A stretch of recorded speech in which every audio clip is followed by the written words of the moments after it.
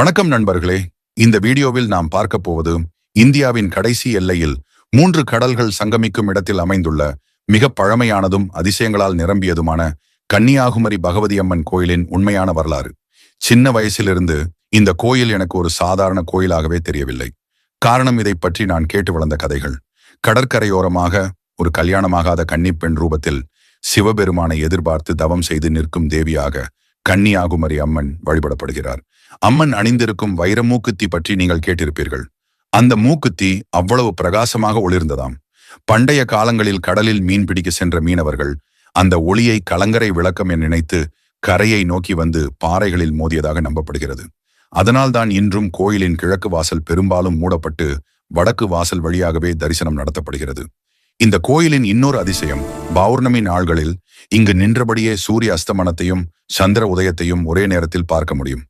இது உலகிலேயே சில இடங்களில் மட்டுமே நிகழும் அரிய காட்சி. இப்போது முக்கியமான கேள்வி, பகவதி என்றால் யார்? ஆண் தெய்வத்தை பகவான் என அழைப்பதைப் போல பெண் தெய்வம் பகவதி என அழைக்கப்படுகிறது. அதாவது கன்னியாகுமரி அம்மன் என்பது சக்தி தேவியின் ஒரு வடிவம். புராணங்களின்படி பாணாசுரன் என்ற அசுரன் பிரம்மதேவரிடம் கடும் தவம் செய்து ஒரு கன்னி பெண்ணால் மட்டுமே எனக்கு அழிவு வர வேண்டும் என்ற வரத்தை பெற்றான். அந்த வரத்தின் காரணமாக தேவர்களும் முனிவர்களும் அவனை எதிர்க்க முடியாமல் தவித்தனர். அப்போது விஷ்ணுவின் ஆலோசனையின்படி ஆதிசக்தி ஒரு கன்னி பெண்ணாக பூமியில் அவதரிக்க வேண்டும் என முடிவு செய்யப்பட்டது.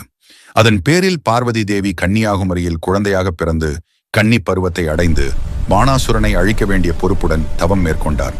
ஆனால் சிவபெருமானை திருமணம் செய்ய வேண்டும் என்ற லீலையும் இதில் இணைகிறது. சுசீந்திரத்திலிருந்து சிவபெருமான் கல்யாணத்திற்கு புறப்பட்ட போது நாரத முனிவரின் தெய்வீக சூழ்ச்சியால் கல்யாணம் நடக்காமல் போகிறது.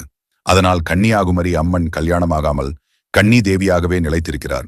இதற்கு பிறகே பாணாசுரன் அம்மனை வலுக்கட்டாயமாக திருமணம் செய்ய முயன்றபோது தேவியானவர் அவனை சம்ஹாரம் செய்து தன் அவதார நோக்கத்தை நிறைவேற்றுகிறார். அந்த சம்ஹார காட்சி கோயிலின் கருவறை சுவரில் சிற்பமாக இன்றும் காணப்படுகிறது. சம்ஹாரத்திற்கு பிறகும் அம்மன் சிவபெருமானை நினைத்து தவக்கோலத்தில் இங்கேயே தங்கி பக்தர்களுக்கு அருள் புரிந்து வருகிறார் என்பதே நம்பிக்கை. அம்மன் தவம் செய்த இடமே ஸ்ரீபாத பாறை எனப்படுகிறது. அதுவே பின்னாளில் விவேகானந்தர் தியானம் செய்ததால் இன்று விவேகானந்தர் பாறை என அழைக்கப்படுகிறது. இந்த கோயிலின் தீர்த்தமான பாபநாச தீர்த்தம் சுமார் 3000 ஆண்டுகளுக்கு மேல் பழமையானது என கூறப்படுகிறது.